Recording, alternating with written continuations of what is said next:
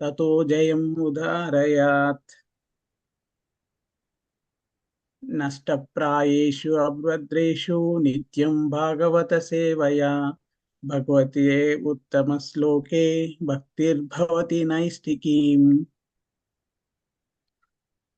Hare Krishna Krishna Krishna Hare Hare Hare Ram Ram Ram Hare Hare Hare Krishna Krishna Krishna Hare Hare Hare Ram Ram Ram Hare Hare Hare Krishna Krishna Krishna Hare Hare Hare Ram Ram Ram Hare Hare.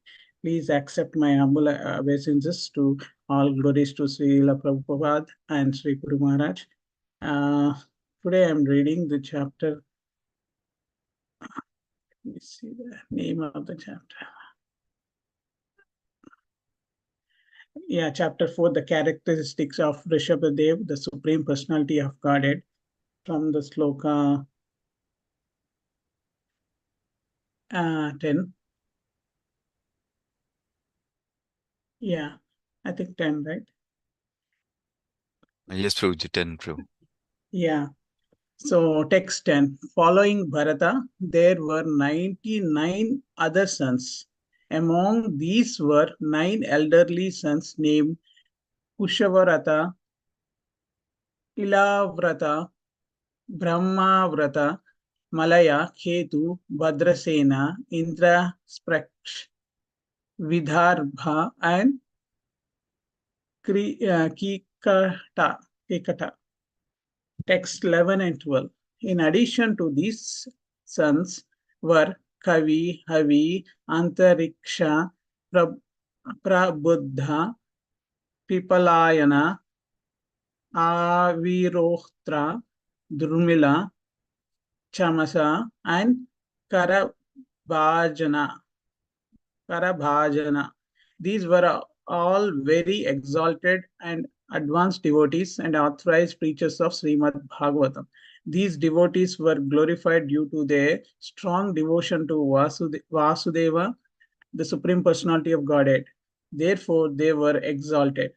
To satisfy the mind perfectly, I, Sukadeva Goswami, shall hereafter describe the characteristics of these 9 devotees when I discuss the conversation between Narada and Vasudeva. Text 13. In addition to these 19 sons mentioned above, there were 81 younger ones, all born of Rishabdev and Jayanti.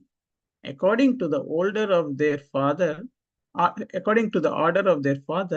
they became well cultured, well behaved, very pure in their activities, and expert in Vedic knowledge and the performance of Vedic rituals. Thus, they all became perfectly qualified Brahmanas. Text 14. Being an incarnation of the Supreme Personality of Godhead, Lord Rishabhadev was fully independent because his form was spiritual, eternal, and full of transcendental bliss. He eternally had nothing to do with the 4 principles of material misery, like birth, death, old age, and disease, nor was he materially attached. He was always equipoised and he saw everyone on the same level. He was unhappy to see others unhappy, and he was well-wisher of all living entities. Although he was perfect personality, the supreme lord and controller of all, he nevertheless acted as if he were an ordinary conditioned soul. Therefore, he strictly followed the principle of Varnashrama Dharma and acted accordingly. In due course of time, the principle of Varnashrama Dharma had become neglected. Therefore, through his personal characteristics and behavior, he taught the ignorant public how to perform duties within the Varnashrama Dharma. In this way, he regulated the general populace in householders' life, enabling them to develop religion and economic well-being and to attain reputations, sons, daughters, material pleasures, and finally eternal life. By his instructions, he showed how people could remain householders and at the same time become perfect by following the principles of Varnashrama Dharma. Text 15. Whatever actions is performed by great men, common men follow. Text 16. Although Lord Rishabdev knew everything about confidential Vedic knowledge, which include information about all types of occupational duties, he still remained himself as Kshatriya and followed the instructions of the Brahmanas as they relate to mind control, sense control, tolerance, and so forth. Thus, he ruled the people according to the system of Varnashram Dharma, which enjoins that the Brahmanas instruct the Kshatriyas and the Kshatriyas administer to the state through the Vaishyas and Sudras. Text 17. Lord Rishabdev performed all kinds of sacrifices 100 times according to the instructions of Vedic literatures. Thus, he satisfied Lord Vishnu in every respect. All the rituals were enriched by the first class ingredients. They were executed in holy places according to the proper time by the priests who were all young and faithful. In this way, Lord Vishnu was worshipped and the prasada was offered to all the demigods. Thus, the functions and festivals were all successful. Text 18. No one likes to possess anything that is like a willow the wisp or a flower in the sky, for everyone knows very well that such things do not exist.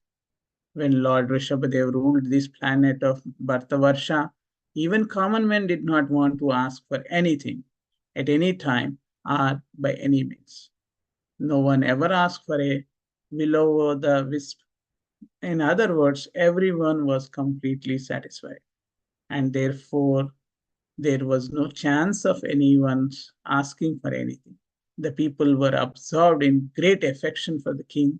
Since this affection was always expanding, they were not inclined to ask for anything.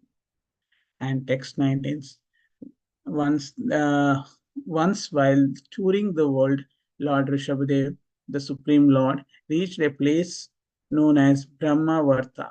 There was a great conference of learned Brahmanas at that time, and all the king's sons attentively heard the instruction of the Brahmanas there. At that assembly, within the hearing of the citizens, Rishabdev instructed his sons, although they were already very well behaved, devoted, and qualified. He instructed them so that in the future they could rule the world very perfectly.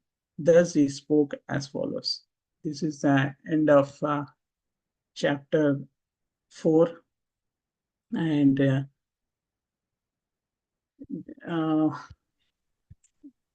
yeah, of the thus ends the Bhaktivedanta purport of fifth canto, fourth chapter of Srimad Bhagavatam, entitled The Characteristics of Rishabhadev, the Supreme Personality of God. Thank you so much for giving the opportunity. Hare Krishna. Yeah, thank you so much, Kiran Prabhuji. Hare Krishna. Yeah, when you're ready, you can start, Mataji. Hare Krishna. Thank you, Prabhuji. Um, Happy Balram Purnima to everybody, or to all the Vaishnavas and Vaishnavis over here. And thank you, Prabhuji, for giving this opportunity on such an auspicious day to be able to purify my tongue. So we are reading fifth canto, fourth chapter, and we are doing the second part of the fourth chapter, which is from verse number 10 to 19. This chapter was divided into two parts, and this chapter is called as the characteristics of Rishabdev.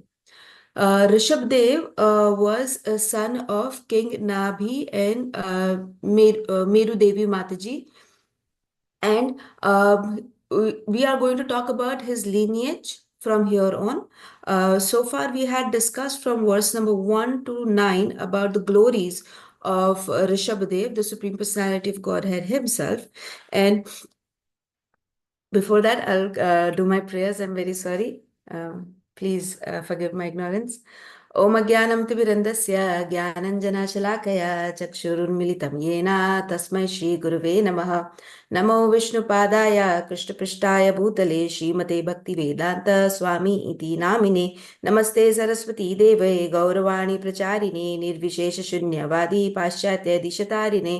जय श्री कृष्ण चैतन्य प्रभु नित्यानंद श्री अद्वैत गदाधर शिवासादि गौर भक्त वृंद।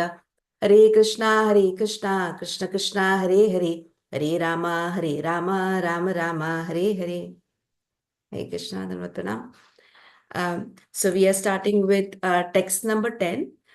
We will compile the text number 10 until text number 13, where there is a description about 100 sons of Rishabdev and his wife Jayanti.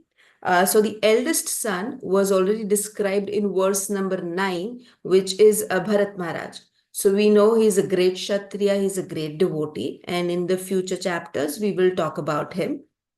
And then in the further verses, verse number 10 and combined with 11 and 12, there is description about his 9 sons.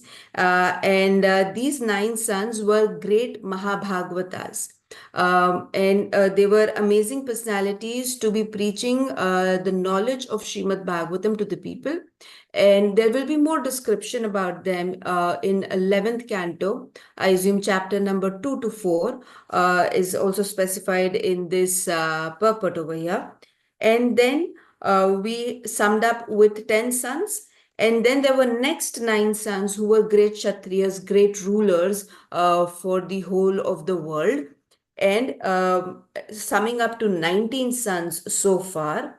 And rest 81 sons, their characteristics are defined as that they were very well cultured and very pure in their activities, and their Vedic knowledge was very sharp, and their performance of Vedic ritualistic activities was also very sharp.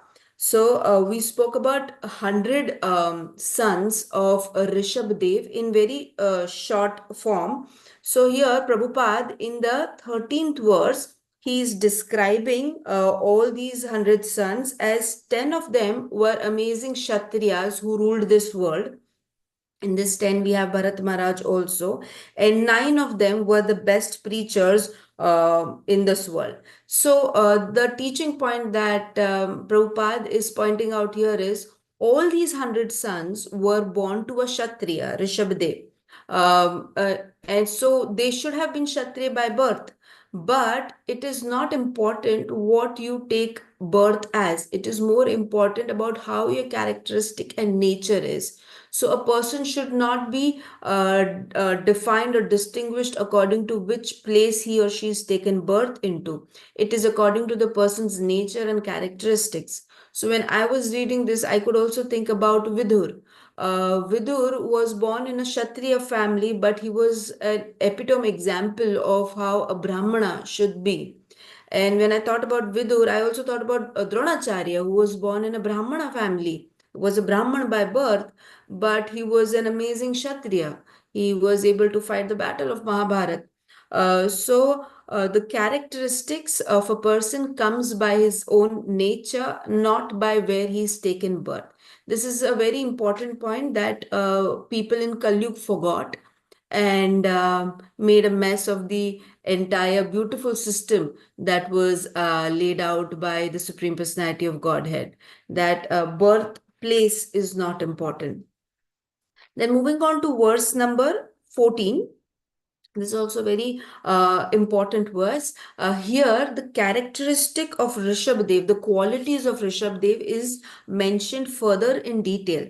So, if we see this translation and we'll try to understand what are the words that are being used for Rishabdev over here. Here it is, he's called as fully independent. So Supreme Personality is always fully independent, and the term used over here is Atma Tantra in the verse. Then he is eternally free from all the material miseries, as in he doesn't have to go through old age, disease, birth, death, which we common people have to go through. Then he is completely full of transcendental bliss, And the term over here was Kevala Ananda Anubhava. And he's controller of everything, controller of the whole world. Ishvara Param Krishna. So this is the word Ishvara used for him here. Equipoised, Sama. This is a characteristic, a nature that in Bhagavad Gita also it is described a devotee should have. Pandita Samadarshina. You should be able to look everybody on equal level. Then he was undisturbed by the material senses. And Maitre is friendly behavior towards everyone. We also have heard this in one of the great Vaishnav songs, Ami bina bandhu ara, kiya che tumara. Here, the Lord is telling in this kirtan that apart from me, there is nobody else in this world who can be a good friend to you. Everybody is very, very temporary. So, Krishna, as in the Supreme Personality of Godhead, and the characteristic of Rishabdev is that he is friendly, Maitre, towards everybody. He is the most merciful. And the word over here is Karunika. So, apart from these characteristics, there is importance given to the term Varnashram Dharma also, which Prabhupada is further explaining very thoroughly. Varnashram Dharma is actually for the fallen soul. Varnashram Dharma is something which is prescribed to us by the Supreme Personality of Godhead so that we, all of us who are fallen into this material pit, can actually get out and go back to Godhead. If a person is able to follow the Varnashram Dharma properly, there is no way he will be held back into this material world. Rishabdev followed the rules of Varnashram system like an ordinary man. What is the need for the Supreme Personality of Godhead to follow the like Varnashram Dharma? Because he is not affected by anything, he is not bound by anything, the material miseries don't affect him, but still he did to set an example. Then he was not an ordinary person, but he was a teacher to ignorant person like me. Because until ignorant people have the habit of copying somebody who's more superior. So for them, it is very, very good to see somebody superior acting in a very pious manner. And who better than Lord himself can be. So then he regulated people to attain religion, wealth, fame, material pleasure, and the most important, the final destination was eternal life. This is how he taught people to behave, that they did all their ritualistic activities and then at the end also attained their final destination, that is going home back to Godhead. And that was all possible only and only because of Varnashram Dharma, Varnashram system. So Krishna laid out a very beautiful system for us that if we follow it, we can easily go back home, back to Godhead.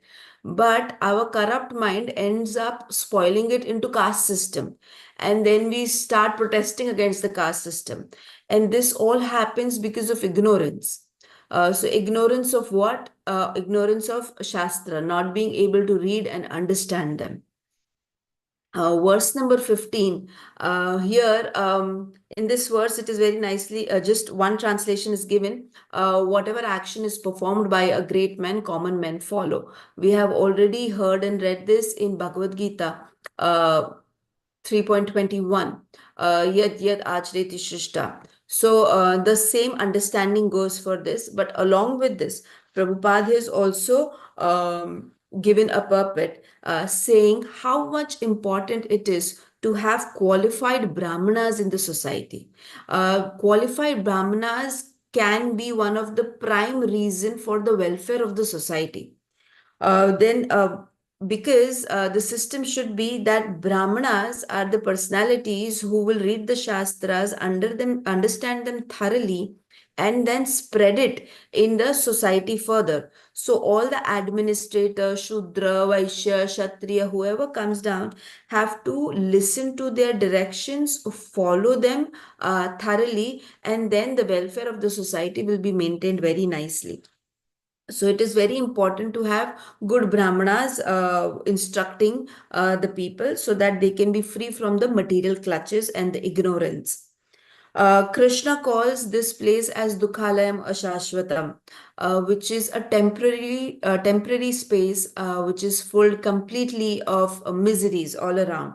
So a place which is meant for miseries, becoming happy over there is something very out of the world expectation. It is not possible in this place. So then because here it is also known as Mrityulok. A person who comes here, if he is not surrendering to the lotus feet of the Supreme Personality of Godhead, he has to change body, keep on changing body, and that phase is called as Deha Bhrita or Dehi. So, until unless the proper understanding about the Supreme is not provided to us by qualified Brahmanas, it is going to be very difficult for people to get out of this birth and death cycle, and most of the people will be stuck here. So, Brahmanas play a very important role. Um, and Prabhupada also said that only a proper acharya can help us escape. And when I was reading this, I could understand no other better example than Prabhupada himself. If he were not there, then where would we be? Is such a pitiful situation if you think deeply about it. It would be so difficult to have Krishna consciousness, bhakti, understanding about our actual constitutional position without Prabhupada.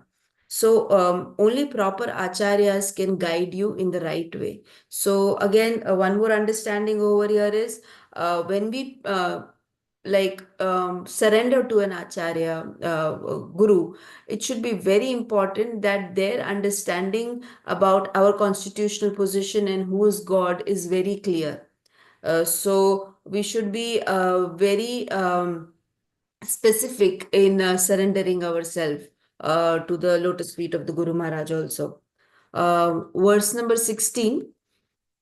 In verse number 16, here it is said that Rishabh Dev had all the confidential knowledge of Vedic knowledge, but still he was following all the instructions given to him by the Brahmanas, because he took birth as Kshatriya, and he was executing his duties as per a Kshatriya. So it was his also duty to listen to the instructions of Brahmana and execute them. There was no behavior like, oh, I'm the Supreme Personality of Godhead, so let it be. I know everything, I'll manage. None of this was done, so that a very good learning atmosphere can be provided to his kingdom. And that because of the varnashram system, a brahmana is a person who should instruct the Vaishya, Kshatriya, and Shudra.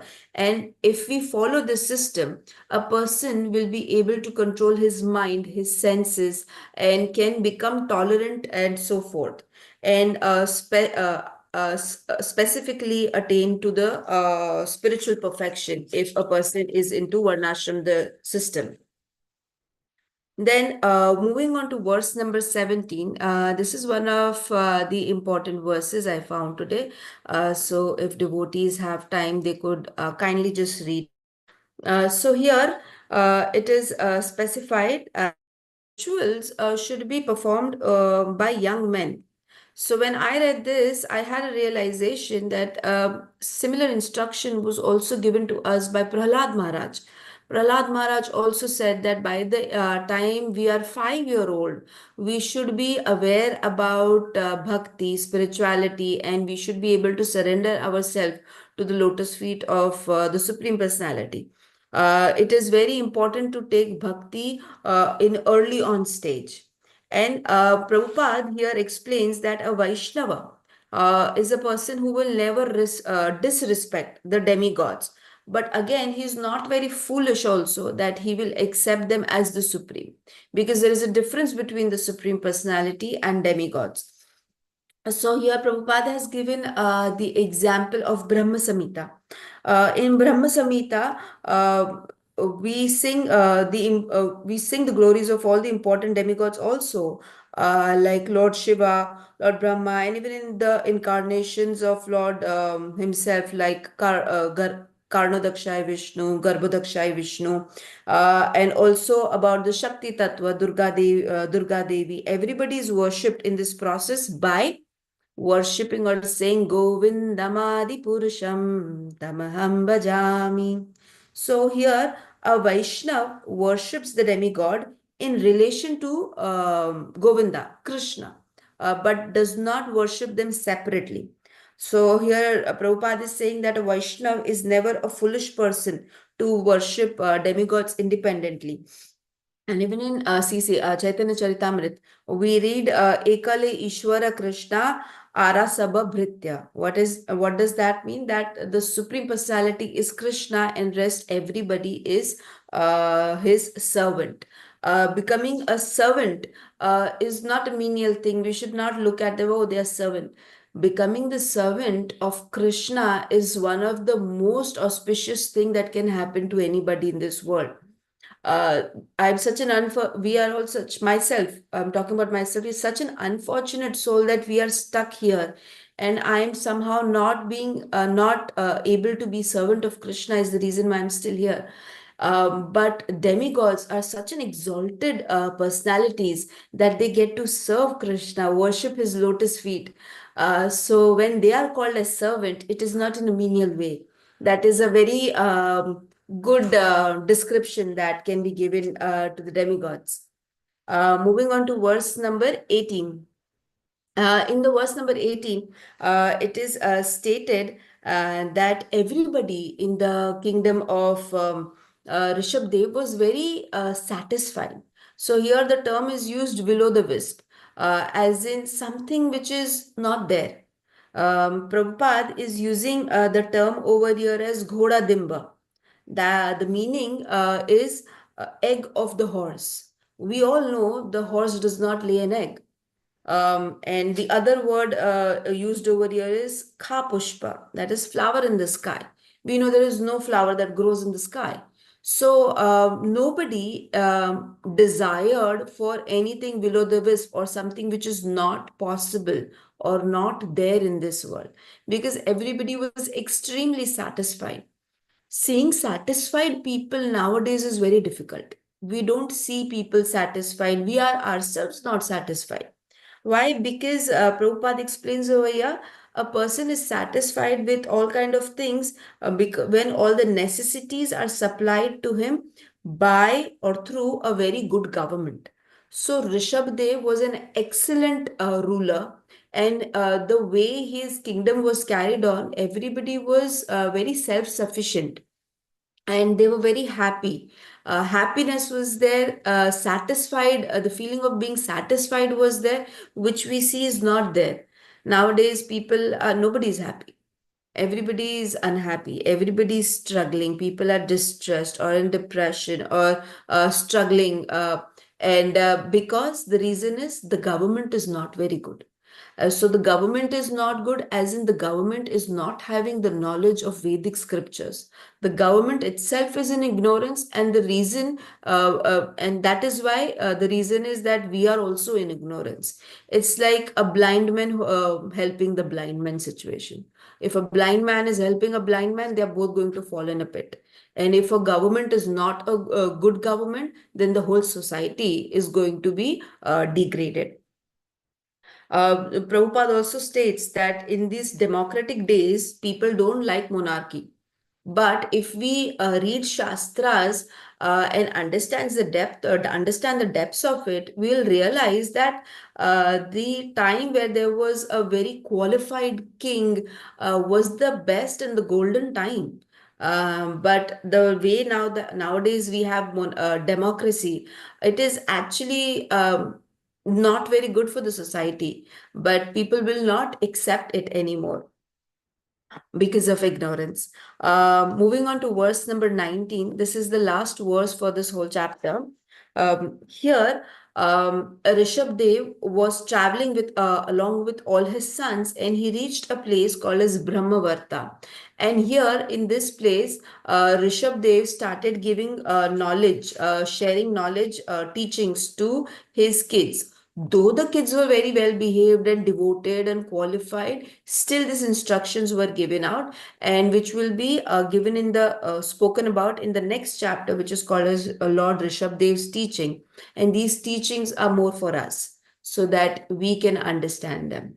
So I'll take a pause over here. We end the chapter over here. Thank you. Hare Krishna. Yeah, thank you so much, Mataji.